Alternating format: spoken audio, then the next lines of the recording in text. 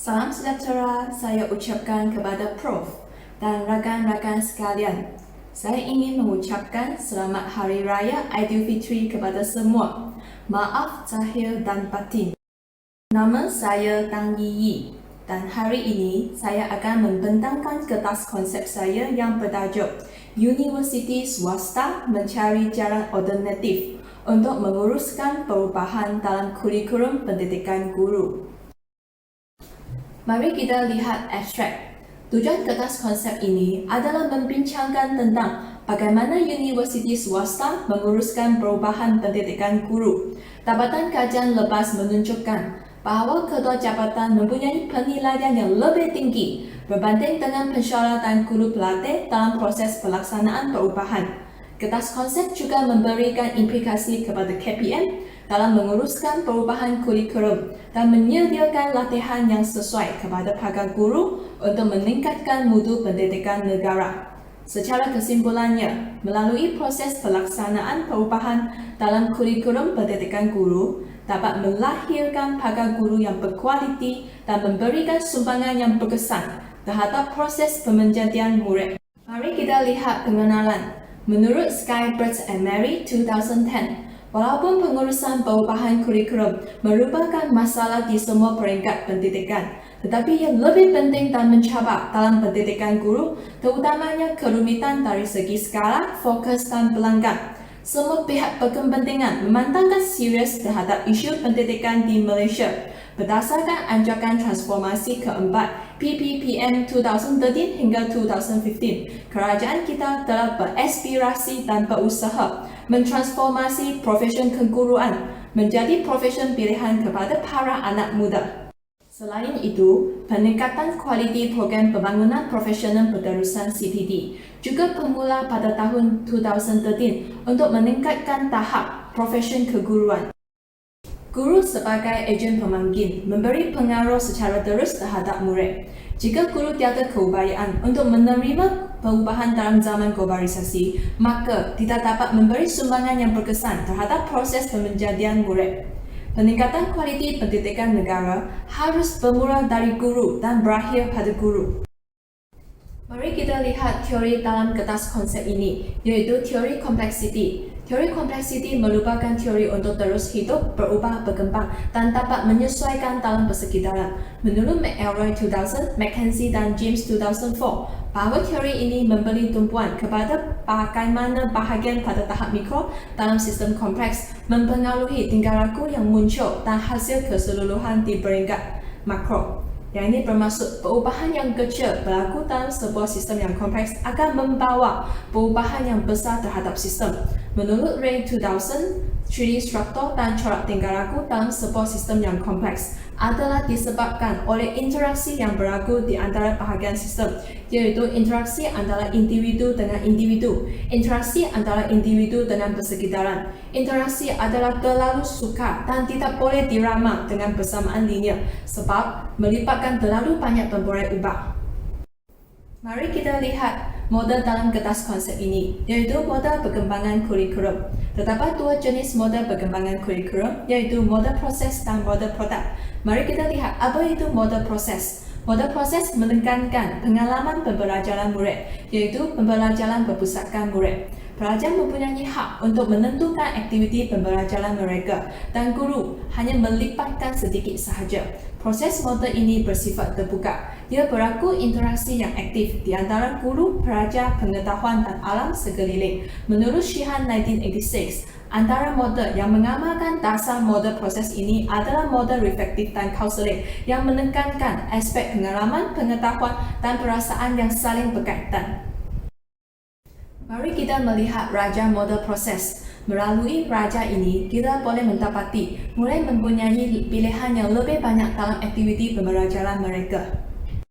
Mari kita lihat model produk. Model produk menekankan hasil pembelajaran seperti grade pemeriksaan atau keputusan penilaian. Produk atau hasil merupakan keutamaan dalam model ini. Peranan pelajar agak pasif dalam model ini kerana aktiviti pembelajaran murid ditentukan atau dikawal oleh guru. Objektif yang digariskan adalah bersifat realistik dan boleh diukur, seperti berapa orang murid dapat mencapai A pada akhir peperiksaan. Model ini juga dikenali sebagai model yang bersifat objektif dan behaviorism, yang ini disebabkan objektif yang dirangka adalah untuk mendorong murid mengalami perubahan tingkah laku selepas tamat sesi pembelajaran.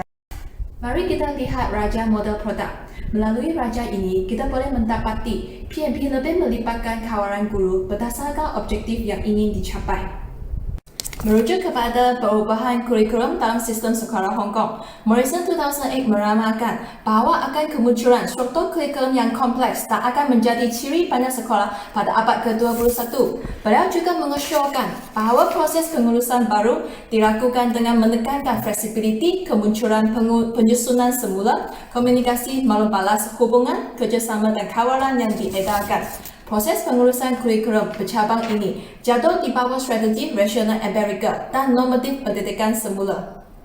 Kedua-dua strategi ini mengenali kecakapan manusia dan hubungan bersama antara ejen perubahan dengan sistem pelanggan. Menurut Ortega, Otero dan Parasa 2011, mereka seterusnya membina penyelesaian masalah, interaksi sosial, penyelidikan, perkembangan dan model difusi. Pelibatan pihak berkepentingan adalah sangat penting kerana mereka merupakan pihak yang mengambil keputusan untuk menjalankan sesuatu perubahan. Mari kita lihat sumber data yang diambil daripada kajian pertama yang bertajuk Private University in Kenya: See Alternative Ways to Manage Change in Teacher Education Curriculum in Compliance with the Commission for University Education Reforms yang dijalankan oleh Catherine Ahyambo Amimo pada tahun 2016. Berikut merupakan skala 5 mata yang digunakan dalam kajian ini, iaitu sangat tidak setuju 1 to 1.49, tidak setuju 1.5 to 2.49, tidak pasti 2.5 to 3.49, setuju 3.5 to 4.49, sangat setuju 4.5 to 5. Jadual ini menunjukkan 10 proses yang dipertimbangkan dalam pelaksanaan perubahan. Melalui jadual ini, kita dapat lihat penilaian dalam kedua jabatan lebih tinggi berbanding dengan guru pelatih dan pensyarah. Dari hasil kajian 1, terbukti bahawa kedua jabatan mempunyai penilaian yang lebih tinggi berbanding dengan pensyarah dan guru pelatih. Kedua jabatan dapat melihat jurang dalam kurikulum berbanding dengan guru pelatih dan pensyarah. Ini mungkin disebabkan pelaksanaan proses perubahan adalah dikaitkan secara langsung dengan kedua jabatan. Mereka berada di kedudukan yang atas dapat mengetahui sebab-sebab yang sedang berlaku semasa melakukan perubahan. Kedua jabatan sentiasa menilai hasil perubahan dengan melalui pertemuan rundingan yang berterusan dengan pensyarah dan guru pelatih. Guru pelatih dan pensyarah kurang terlibat dalam pelaksanaan proses perubahan, menyebabkan mereka kekurangan maklumat tentang perubahan. Tanpa pengetahuan yang cukup, akan menyebabkan proses perubahan dijejaskan. Lagipun, mereka tidak mempunyai akses yang mudah untuk berhubung dengan anggota Suruhanjaya dan mereka kena memerlukan bantuan dengan melalui kedua jabatan untuk menyampaikan pandangan mereka tentang perubahan kepada Suruhanjaya. Menurut Cheng 1994, Ponti 2012 dan Sinter 2013, penyelidikan menunjukkan bahawa terdapat jurang dalam maklumat dan kegagalan menangani perubahan sering menimbulkan rasa tidak senang dan keletihan inovasi. Responden kajian juga mempunyai penilaian yang lebih rendah terhadap proses pemantauan dan melembagakan perubahan. Ini bermaksud proses pelaksanaan perubahan dalam universiti belum dilaksanakan dengan baik. Mari kita lihat sumber data yang diambil daripada jurnal kajian kedua yang bertajuk Knowledgeable Learning and Conceptual Change Value Adding to Teacher Training yang dijalankan oleh Tony Yeh pada tahun 2013. Mari kita lihat data di PCQ1 menunjukkan bahawa semua yang ada pada guru mempunyai pengaruh yang besar terhadap tingkah laku pelajar. Data di PCQ2 Fact 1 menunjukkan terdapat pengulangan pengaruh pada gaya, pengajaran dan kemahiran pengurusan bilik darjah. Salah laku murid mungkin berpunca daripada guru yang tidak mengajar mereka mengikut tahap murid dan mewujudkan iklim bilik darjah yang tidak sihat. Data di PCQ2 Fact 2 menunjukkan keberlibatan guru sebagai pengaruh khas yang berinteraksi dengan gaya pengajaran dan pengurusan bilik darjah. Ini juga menunjukkan bahawa kesalahan tingkah laku pelajar sering disebabkan oleh pertempuran personaliti antara guru dengan pelajar atau dengan sekumpulan pelajar. Poll 2009 menunjukkan bahawa malam balas yang relevan juga menyumbang kepada latihan guru kepada pelajar. Ini disebabkan idea dan konsep akan menjadi dalaman dan kemudian dibawa ke latihan profesional.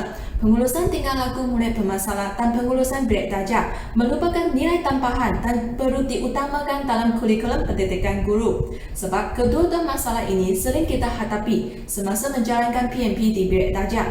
Guru juga perlu menguasai kemahiran sosial dan berkomunikasi untuk pengurusan dengan pegawai pendidikan, pentadbir sekolah, ibu bapa, rakan sejawat dan juga murid untuk menerangkan tingkah laku permasalahan murid untuk mencari jalan penyelesaian. Tanpa kemahiran berkomunikasi yang berkesan, perubahan tidak akan berjaya. Kepribadian guru juga merupakan salah satu faktor yang penting tak akan mempengaruhi pelajar. Isu profesionalisme keguruan sering ditimbulkan disebabkan kepribadian guru tidak elok. Masyarakat juga akan memberikan komen yang negatif bahawa bidang keguruan merupakan satu bidang yang mudah diceburi dan tidak mempunyai kelayakan yang tinggi.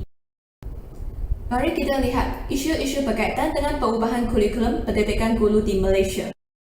Mari kita bincang isu pertama, iaitu penyediaan kurikulum pendidikan guru adalah tidak memenuhi keadaan semasa. Sebagai contohnya, pendidikan asas vokasional yang dilaksanakan pada tahun 2013, guru pelatih yang terlibat sepenuhnya dengan program ini sepatutnya berdasarkan bidang pengurusan di peringkat ijazah pertama. Tetapi, menurut IPG 2013, pengambilan guru di peringkat IPG tidak menawarkan pengurusan mata pelajaran seperti mana yang ditawarkan di dalam program.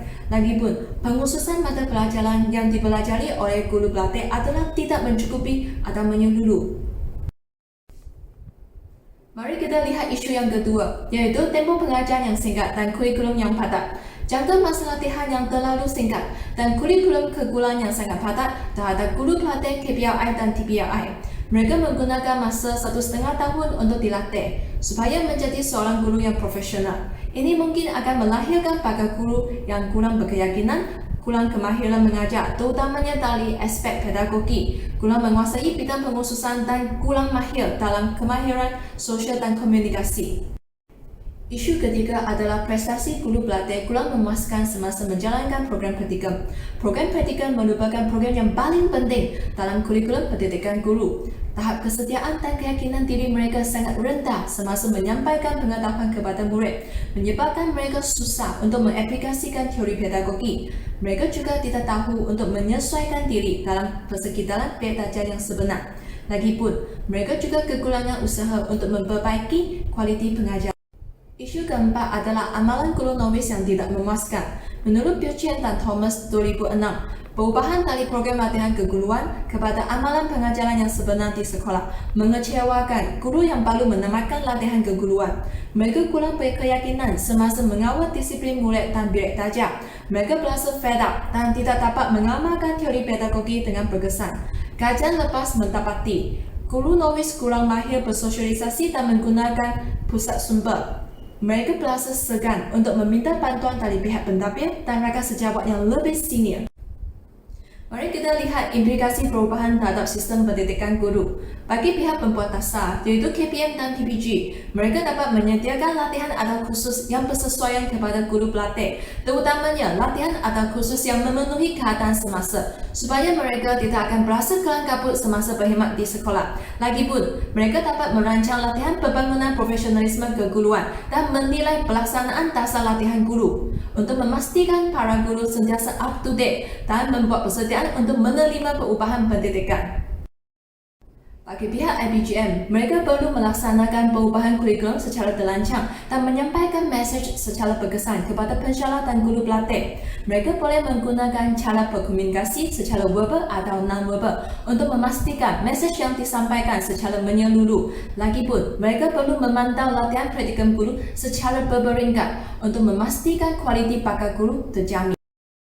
Manakala bagi pihak JPN dan PPT dapat mengadakan sesi penantaran di peringkat negeri dan daerah dengan lebih efektif agar tidak berlaku kedirisan atau kecairan maklumat.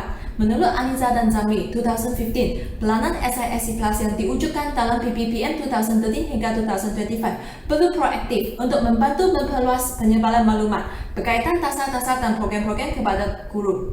JPN dan PPT juga dapat mengadakan kursus dalam perkhidmatan untuk meningkatkan tahap profesionalisme keguruan. Pentadbir sekolah dapat menjalankan proses 4P, iaitu pengesanan, pementoran, pemantauan dan penyelarasan dengan lebih efektif di sekolah untuk memantau latihan profesion keguruan. Proses ini dapat membantu guru mencari jalan penyelesaian dan dapat meningkatkan kualiti pendidikan. Secara kesimpulannya, pendidikan guru merupakan satu program yang sangat kompleks. Perubahan dalam kurikulum harus difikirkan dengan lebih teliti. Pihak pasukan pengurusan mencari cara alternatif untuk memenuhi pelanggan mereka selain mengikuti proses yang tepat dalam pelaksanaannya. Berikut merupakan rujukan. Sekian, terima kasih. Stay home, stay safe.